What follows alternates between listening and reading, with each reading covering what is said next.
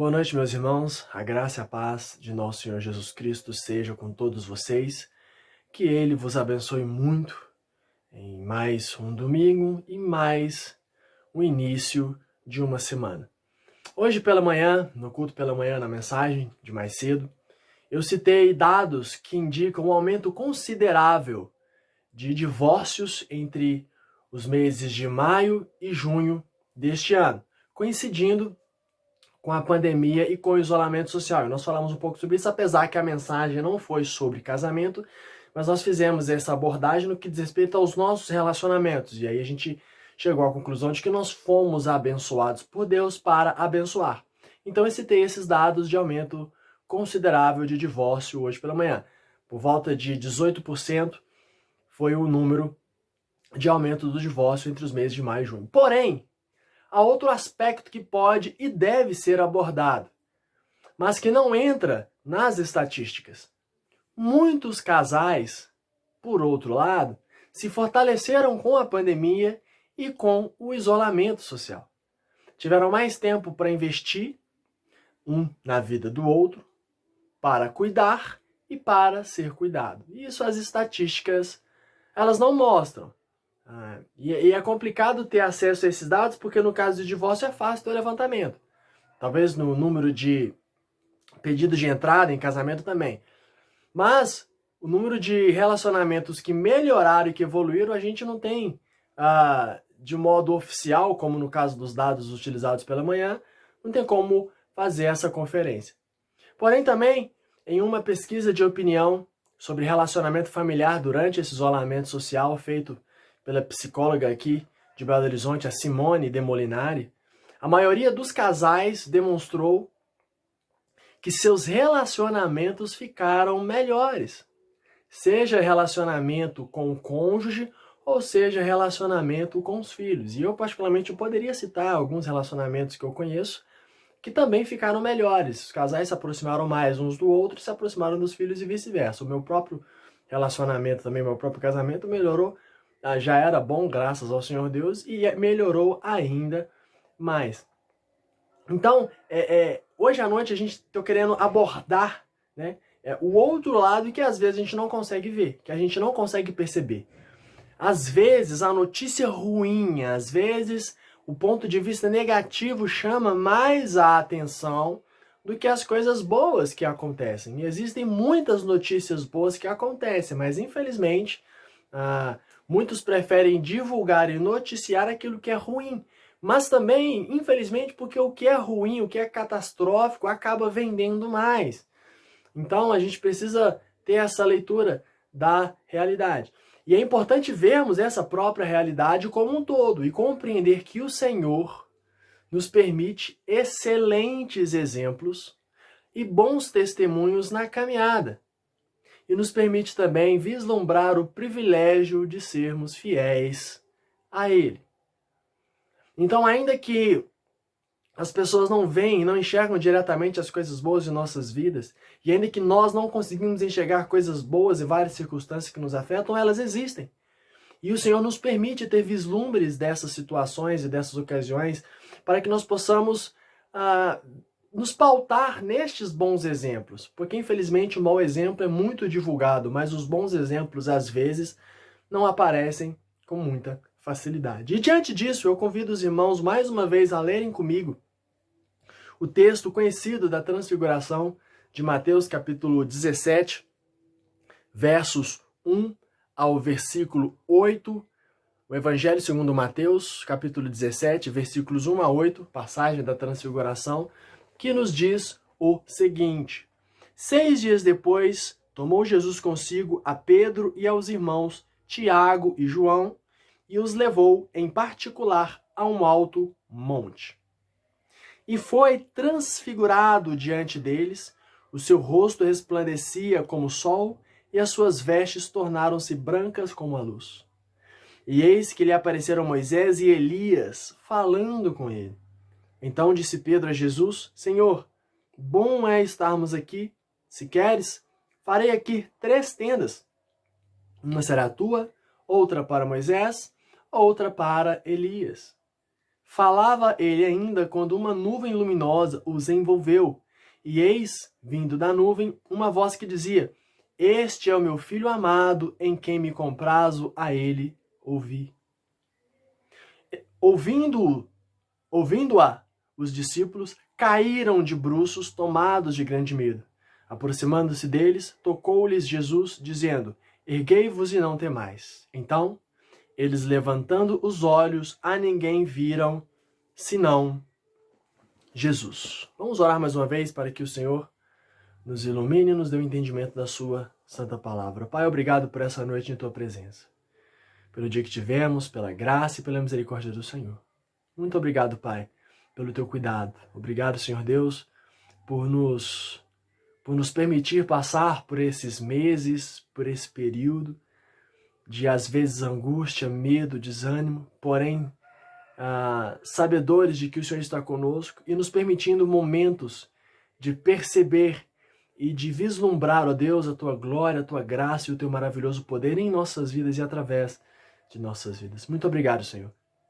Edifica-nos conforme a tua vontade, fala conosco nessa noite e fortaleça a tua igreja, Pai, para que nós possamos nos fortalecer a cada dia mais e mais, entendendo que nós somos abençoados para abençoar e entendendo, ó Deus, que a nossa fé próxima ao Senhor, uma fé intensa, uma fé não baseada nas circunstâncias, mas uma fé que clama, mas uma fé também que age, que essa fé vai nos levar cada vez mais a lugares mais altos, a lugares mais longe e principalmente nos cercar com a tua santa, gloriosa e maravilhosa presença.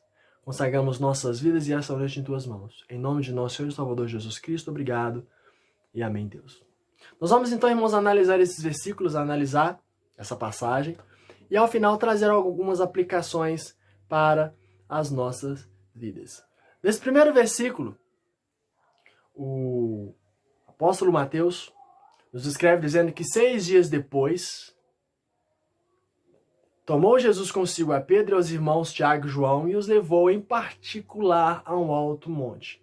Uma semana depois de ter falado sobre morte aos discípulos, isso lá no capítulo 16, mais especificamente dos versos 21 até o versículo 28, onde Jesus ele prediz a sua morte, a sua ressurreição, ele fala que ele precisaria morrer e ressuscitar, até que Pedro, no versículo 22, no capítulo 16, chama ele no canto e fala: Senhor, não fala isso não, o pessoal está animado, está empolgado, você fala um negócio desses. E no versículo 23, Jesus fala para que Pedro estava atuando como inimigo, como adversário da obra do Senhor, para ele sair da frente, porque o Senhor tinha um caminho a percorrer. E depois ele fala que o discípulo deve carregar a sua cruz, negar a si mesmo, um instrumento de morte, de tortura. Então, depois desse diálogo de morte, de papo estranho, de conversa complicada, que os discípulos talvez não entenderam muito bem, uma semana depois disso, de ter falado de morte aos seus discípulos, o Senhor leva a liderança apostólica a uma breve visão da sua glória. Pedro, o grande líder dos apóstolos, também Tiago e João, que eram pilares da igreja naquela época, tiveram o privilégio de acompanhar a Jesus nesse momento ímpar no Novo Testamento, mais especificamente nos Evangelhos.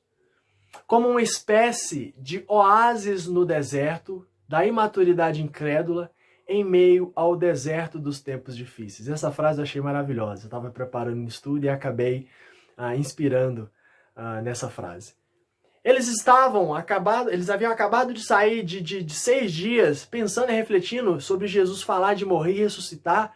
O Messias que eles esperavam era um Messias militar político que chutaria Roma dali e ia fazer de Israel um grande império, talvez até mundial.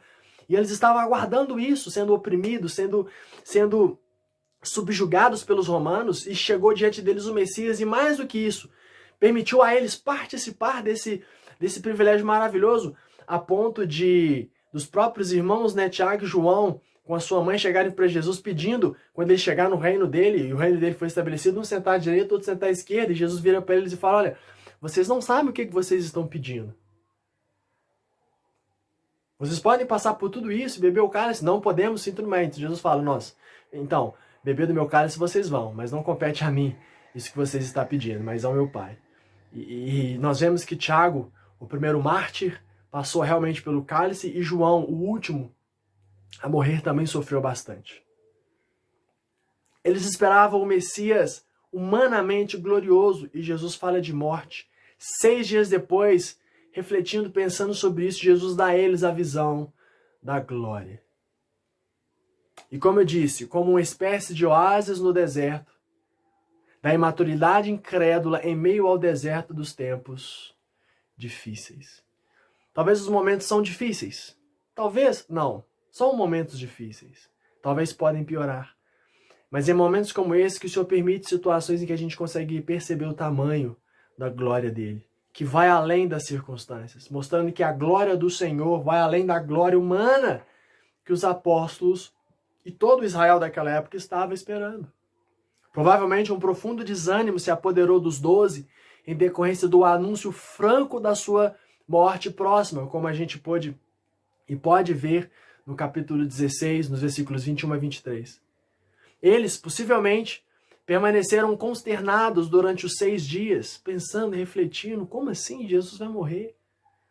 No exato momento em que acreditavam ter chegado ao alvo de sua esperança pelo Messias tão esperado, viram-se de repente como que lançados no abismo. Aqui no capítulo 16 de Mateus já viram milagres, curas, profecias, e esse Messias mesmo, de repente Jesus fala de morte. Como assim? Lucas, quando escreve sobre essa passagem, nos permite reconhecer o verdadeiro objetivo do Senhor tê-los levado a esse alto monte nas palavras com o propósito de orar. Lucas fala sobre isso no capítulo 9, versículo 28. Jesus chamou eles para orar porque sabia que, além do momento difícil que eles estavam passando, a mente deles ainda estava sofrendo pelas palavras últimas. Vamos subir e vamos orar. E no lugar da oração, na presença do Senhor Jesus, é que eles tiveram um vislumbre da glória do Senhor. Irmãos, é na oração íntima, na presença do Senhor Jesus, mesmo em meio à desesperança, desânimo, medo, é que milagres e maravilhas podem acontecer. Jesus levou os 3 em particular. Vamos orar. E lá vocês terão o privilégio de vislumbrar algo maravilhoso. E nós precisamos buscar esse momento de oração, principalmente nos momentos de desânimo, de angústia e de dificuldade. Esse alto monte que ele subia, ainda hoje é procurado por muitos que buscam um lugar de oração e na busca de Deus. Mas a diferença não é o local, mas a pessoa. Tanto a pessoa de Jesus, quanto a pessoa que busca. Eu, particularmente, eu gosto muito de trilha, eu gosto de natureza, eu gosto de estar em lugares assim. E quando eu chego em lugares assim, eu gosto de fazer orações, eu gosto de buscar o Senhor em contato com a natureza. E eu entendo quem gosta de orar em monte, já tive essa oportunidade de ir orar em monte, e se me chamarem para ir, eu vou, não tem um problema. Só que muitos ficam buscando montes, muitos ficam buscando lugares, e não é o lugar. É a pessoa. É Jesus Cristo, é o espírito de oração. Jesus orava no monte, mas Jesus entrava no quarto e fechava a porta. A questão é o coração que busca ao Senhor Deus. Versículo 2 diz: E foi transfigurado diante deles, o seu rosto resplandecia como o sol e as suas vestes tornaram-se brancas como a luz. Aquele homem que estava diante deles teve seu aspecto momentaneamente transformado. O que falava de morte há uma semana, agora estava se manifestando glorioso. A Bíblia diz nesse versículo que o rosto do Senhor resplandecia como o sol, mas talvez poderíamos dizer que o sol é que resplandece como ele.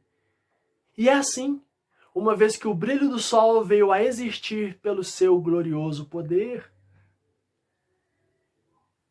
Irmãos, aqueles 3 homens tiveram um vislumbre do Senhor glorificado. Porém, havia ainda mais para ver. E o versículo 3 diz: E eis que lhes apareceram Moisés e Elias falando com ele, com nosso Senhor Jesus. De repente, 2 figuras históricas aparecem e começam a conversar com o Senhor. Qual terá sido o teor daquela prosa? Qual terá sido o conteúdo daquele bate-papo? Lucas descreve que eles falavam da partida de Jesus que estava para cumprir em Jerusalém. Isso lá no versículo 31 do capítulo 9 do Evangelho segundo Lucas. Talvez porque os dois tiveram a mesma experiência, a gente vai falar sobre isso mais à frente, tanto Elias quanto Moisés tiveram essa experiência, e o Senhor também, lá em Atos capítulo 1, também teve essa oportunidade de ser assunto aos céus. Moisés e Elias diante do Senhor. Moisés representando a lei e Elias representando os profetas. Mas vamos lá, lembra-se de Elias, que a gente vem conversado sobre ele ao longo dos últimos domingos? O Elias do capítulo 19 de 1 Reis, vocês vão lembrar? O que se sentia sozinho, afligido, angustiado e que pediu inclusive para morrer. Vocês lembram desse Elias? Pois é. Olha onde a fé dele o levou. E esse é o ponto central da mensagem de hoje à noite. Aonde a sua fé vai te levar? Lembrando que fé são dois Cs.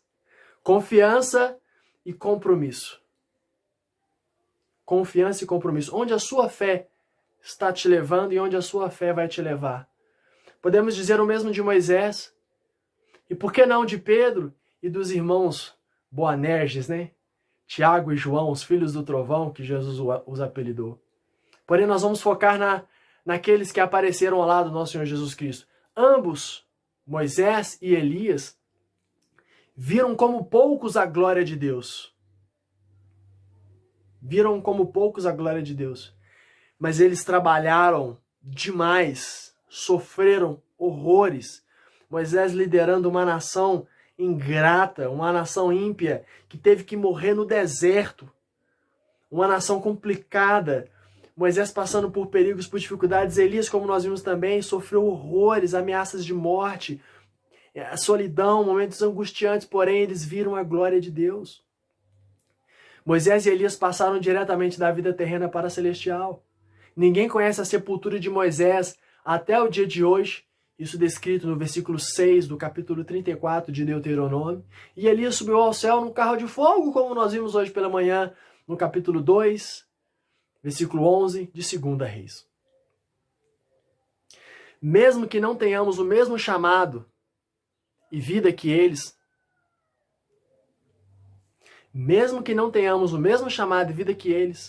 nós podemos nos inspirar em seus exemplos de fidelidade, perseverança e disciplina, ainda que nenhum deles foi perfeito. Porém, são exemplos para nós, irmãos. Grande privilégio que tiveram, e a fé deles levou-os a momentos maravilhosos e esplendorosos, seja em vida ou seja agora, na glória. E avançamos para o versículo 4, que diz o seguinte: Então disse Pedro a Jesus, Senhor, é bom estarmos aqui. E era mesmo, imagina, gente, estar nessa situação. Imagina o grande privilégio que os três tiveram. Se queres, continua Pedro dizendo, farei aqui 3 tendas, uma será tua, outra para Moisés e outra para Elias. Pedro, com seu jeitão sanguíneo de costume, e até bem intencionado, toma a iniciativa para participar daquele momento solene, com muita humildade, que ele não pensou em fazer 6 tendas. Né? Jesus, Moisés, Elias, para ele, Tiago e João. Ou 4 tendas, né? Tiago e João, dá licença aqui que eu vou fazer uma tenda para mim e para os outros. Ele falou, eu faço 3 tendas para vocês. Eles estavam imersos em uma realidade espiritual profunda. Repito, estavam imersos em uma realidade espiritual profunda.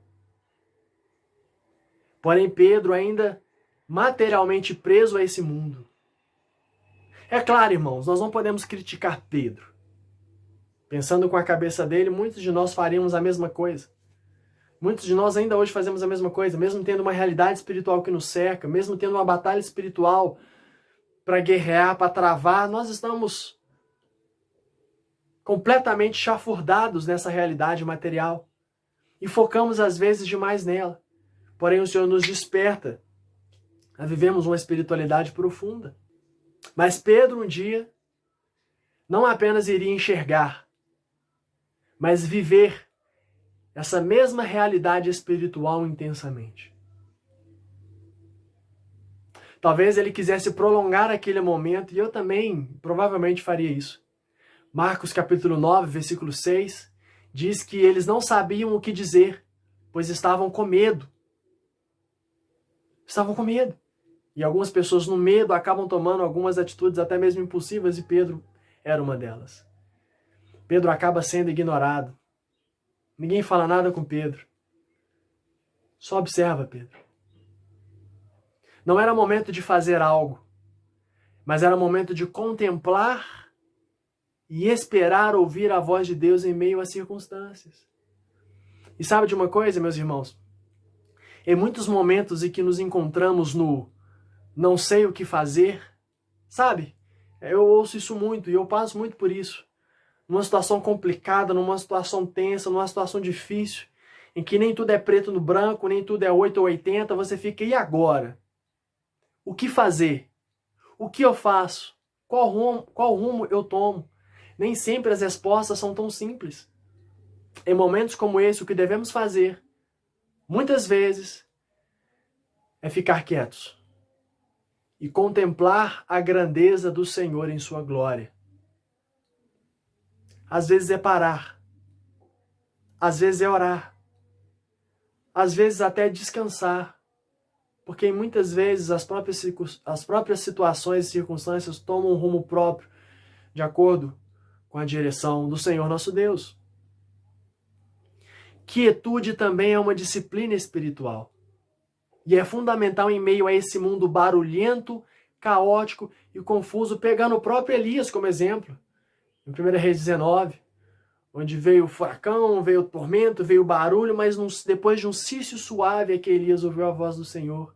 Quietude, irmãos. O mundo é barulhento, o mundo é confuso, o mundo é exageradamente cheio de ruídos, e em vários momentos a gente precisa parar, descansar no Senhor e simplesmente contemplar a sua glória que nos cerca e que nos rodeia.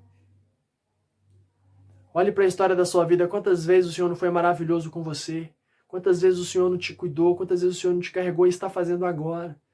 Às vezes focamos nos problemas, nos desânimos, nas dificuldades, e a gente às vezes deve simplesmente descansar no Senhor. Como eu disse, quietude também é uma disciplina espiritual e é fundamental em meio a esse mundo barulhento, caótico e confuso.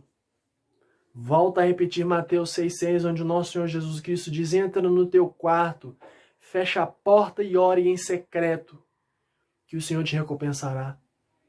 E aproveita e dou uma dica, dou um toque, vai ler a Bíblia, não procura um lugar barulhento, às vezes na sala com a televisão ligada e com o rádio ligado, não.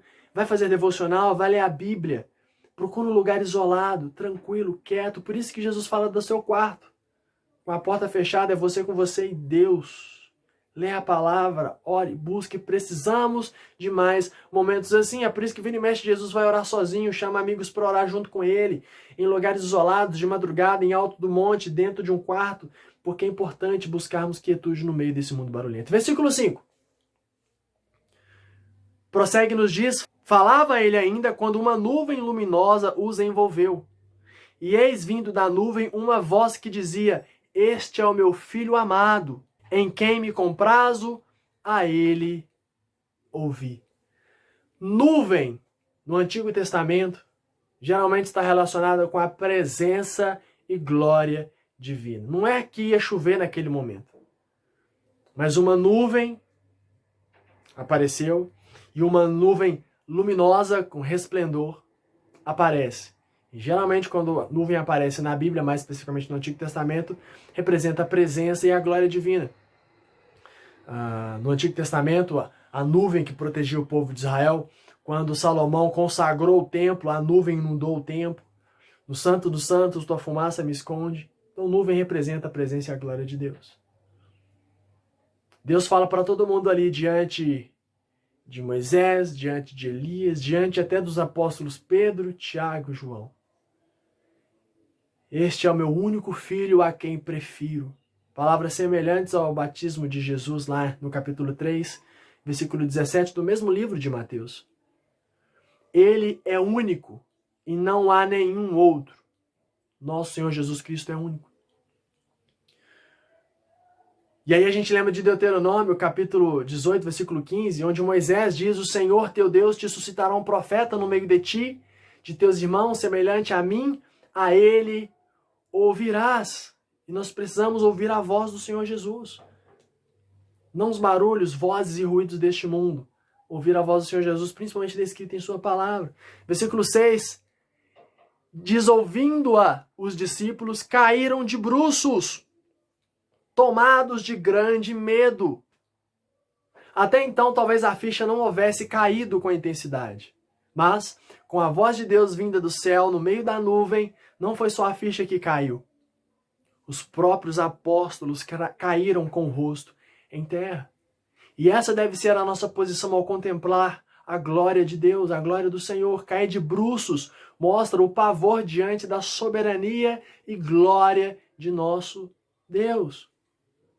O grande medo se apossou deles e ficaram mais ainda sem ação. Porém, o versículo 7 diz: aproximando-se deles, tocou-lhe Jesus, dizendo: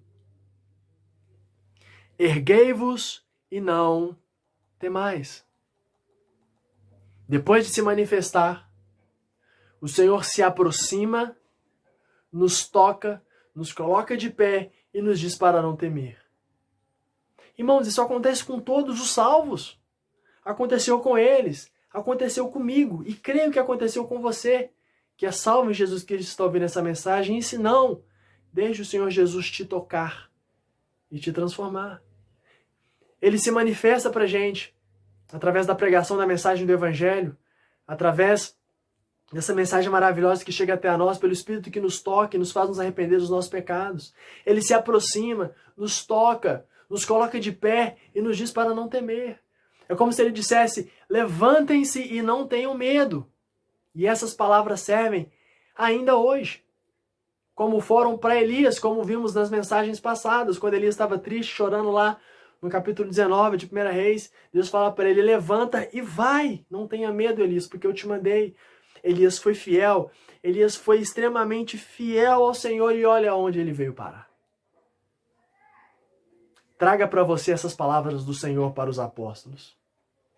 Levante-se e não tenha medo. Não tenha medo. E aí a gente chega no versículo 8, finalizando a nossa passagem. Então, eles levantando os olhos, a ninguém viram senão Jesus. Após ficarem tomados de grande medo, eles, obedecendo à voz do Senhor, levantam os olhos e contemplam o Rei do Universo, desta vez em sua forma puramente humana e humilde, porque ele ainda haveria de ser definitivamente glorificado depois da sua ressurreição. O Senhor Jesus é maior que a lei e é maior que os profetas, maior que Moisés, maior que Elias, maior que você, maior que eu. Você não é o Cristo, como nós vimos nas palavras de João Batista semana passada. Na presença dele, descanse, levante-se e não tenha medo. Quantas vezes nós tentamos tomar o lugar do Senhor Jesus? Queremos fazer tudo, queremos salvar o mundo, queremos fazer as coisas. Na verdade, nós temos que simplesmente descansar diante da presença dele e deixar ele nos mover conforme a tua vontade. No mundo tereis aflições, mas tem de bom ânimo. Eu venci o mundo, diz o Senhor. Descansemos, aprendemos a descansar e trabalhar também para a honra e glória do Senhor. Cumprir a mensagem. Elias e Moisés aprenderam a descansar, porém trabalharam bastante. Pedro, Tiago e João aprenderam a descansar no Senhor, porém tiveram que trabalhar para a honra e glória do Senhor constantemente. Essas mesmas palavras de Jesus, levanta-se e não tenham medo, serviram para eles continuarem a obra apostólica que tiveram de fazer. Assim como os apóstolos, devemos ver apenas a Jesus. Podemos nos inspirar em outros servos e servas que também foram fiéis, mas Jesus é maior que tudo e maior que todos.